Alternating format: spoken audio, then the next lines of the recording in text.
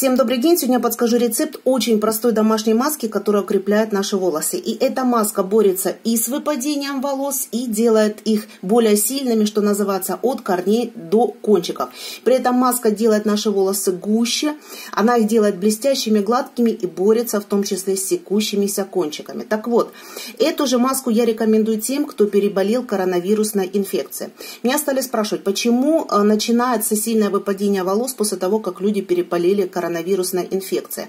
Дело в том, что наш организм испытывает сильную интоксикацию, нарушаются обменные процессы. Плюс мы вынуждены на фоне коронавирусной инфекции принимать не только иногда противовирусные препараты, но некоторым назначаются сильные антибиотики, которые в свою очередь нарушают микрофлору кишечника, а эта микрофлора ответственна за выработку витаминов группы В. Мы все знаем, насколько важны витамины группы В для состояния наших волос.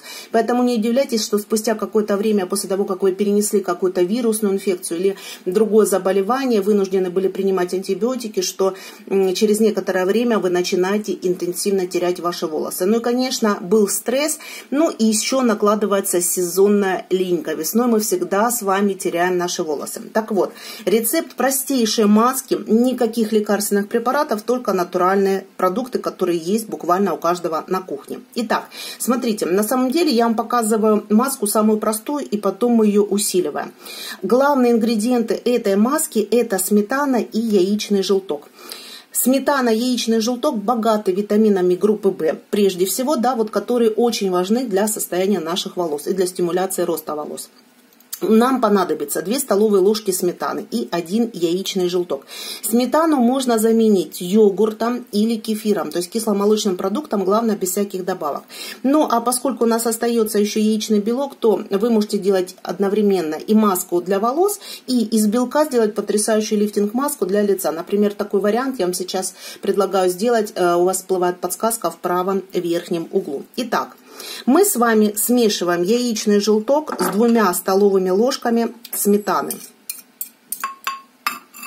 И это уже самый простой вариант нашей маски для волос. На самом деле, вот в чистом виде сметана и яичный желток.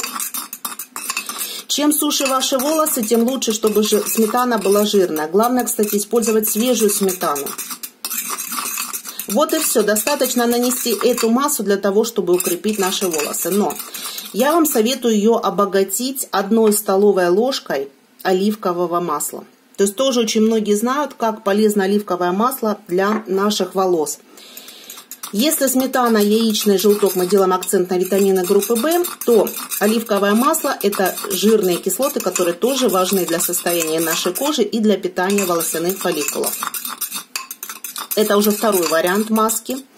Ну и к этой маске я предлагаю добавить еще лимонный сок, где-то вот от 1 половинки лимона. Я вот прям сразу вот так вот выдавливаю лимонный сок. Тоже очень многие знают, насколько лимонный сок полезен для наших волос. Это источник флавоноидов. Это не только витамин С, который усиливает микроциркуляцию. Это не только рутин. Это еще и всевозможные флавоноиды, которые влияют на микроциркуляцию кожи головы и на питание волосяных луковиц. И вот эта маска у нас готова. Мы теперь ее распределяем по всей длине волос, начиная от корней по длине. Стараемся, если есть возможность, расчесать наши волосы деревянным гребешком для того, чтобы эта маска действительно распределилась по всей длине. Маску мы с вами наносим, что называется, от корней до кончиков волос. Важно наносить маску на чистую кожу головы, то есть без укладочных средств. И если очень жирная кожа головы, предварительно лучше вымыть, иначе вот этот кожный жир не даст активным ингредиентам достигнуть до волосяных фолликулов.